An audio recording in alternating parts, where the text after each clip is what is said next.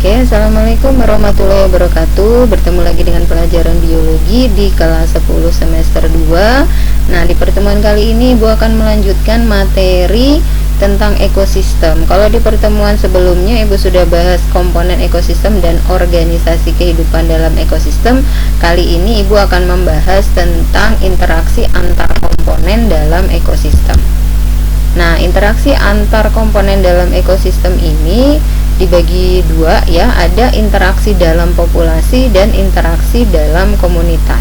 Berarti kalau interaksi dalam populasi berarti interaksi antar makhluk hidup yang sejenis. Nah, interaksi antar makhluk hidup yang sejenis ini ada dua, ada kompetisi dan ada kerjasama.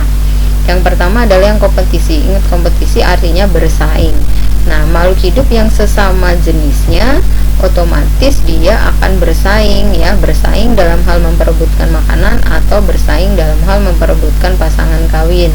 Nah, di sini sudah Ibu contohkan. Jadi kalau ada kambing ada di suatu wilayah yang sama, mereka akan berebut makanan, atau ada sapi di suatu wilayah yang sama, dia juga akan berebut makanan. Bisa juga misalkan contohnya kucing ya.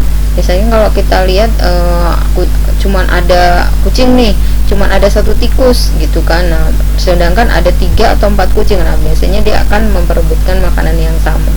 Ya, jadi biasanya dia akan bersaing dalam hal mendapatkan makanan yang itu ya. Nah, kemudian bisa juga dalam hal pasangan kawin. Nah, ini saya contohkan misalkan ini si 2 kucing jantan ini naksir kucing betina yang sama. Jadi dia bersaing, dia berkelahi dulu. Nah, yang menang yang akan mendapatkan betinanya. Biasanya kalau itu juga ada di komunitas di populasi monyet. Nah, biasanya dia akan berantem dulu, atau anjing juga bisa gitu ya.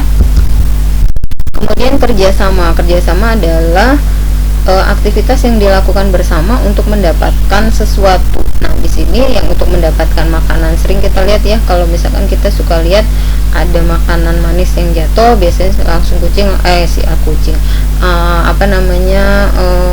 si semut ini langsung berkumpul gitu kan untuk membawa si makanan itu ke sarangnya. Begitu juga dengan lebah, dia bekerja sama untuk mendapatkan nektar atau cairan bunga, kemudian dikumpulkan di sarangnya. Selanjutnya adalah interaksi antar populasi dalam komunitas. Artinya ini interaksi yang berbeda jenis ya. Yang pertama jenis interaksinya adalah simbiosis.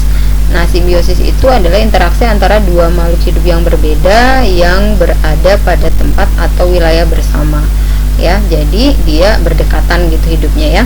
Nah, yang pertama macam dari simbiosis ini adalah mutualisme. Mutualisme itu adalah dua makhluk hidup yang berhubungan dan saling menguntungkan. Contohnya ini sudah dari SD ya, contohnya ya, kupu-kupu dengan bunga gitu ya. Nah, kupu-kupu mendapatkan apa? Mendapatkan cairan bunga sebagai makanannya. Bunganya dapat apa? Dia dibantu proses penyerbukannya. Kemudian tanaman polong-polongan dengan bakteri rhizobium.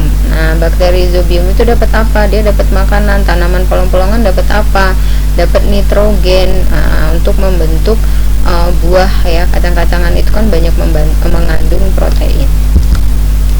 Kemudian simbiosis yang kedua itu adalah parasitisme. Ya, jadi kalau parasit berarti artinya satu untung satu rugi. Contohnya di sini nih. Di sini ada nyamuk ya, nyamuk menghisap darah manusia. Berarti nyamuk itu parasit terhadap manusia. Kita dirugikan karena darah kita dihisap. Kemudian ini benalu dengan pohonnya, atau tali putri dengan pohonnya, atau dengan tanaman pagar. Jadi dia menghisap makanan dari makhluk hidup yang dia tempeli atau tinggali. Jadi yang nantinya si tumbuhan ini lama-lama akan mati karena makanannya terus dihisap.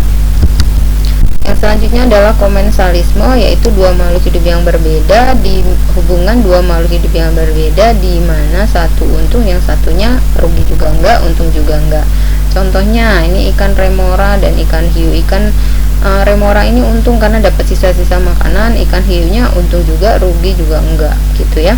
Kemudian ini anggrek dan paku tanduk rusa, dia menempel pada pohon tertentu tetapi dia tidak merugikan karena dia cuma nempel doang, tidak menghisap makanannya. Ya, jenis yang kedua dari interaksi itu adalah interaksi antar populasi dalam komunitas adalah predasi. Predasi itu adalah interaksi antara dua makhluk hidup yang berbeda, di mana yang satunya berfungsi sebagai pemangsa atau predator, yang satunya lagi berfungsi sebagai yang dimangsa atau yang dimakan. Nah, ini contohnya nih, ini cita memakan rusa, ya kan? Jadi dia mengejar si rusa untuk dimakan. Begitu juga dengan si kucing memburu atau memangsa tikus, elang memangsa ular, gitu ya. Nah, itu contohnya. Selanjutnya adalah kompetisi. Selain ada kompetisi dalam sejenis, ada juga kompetisi berbeda jenis.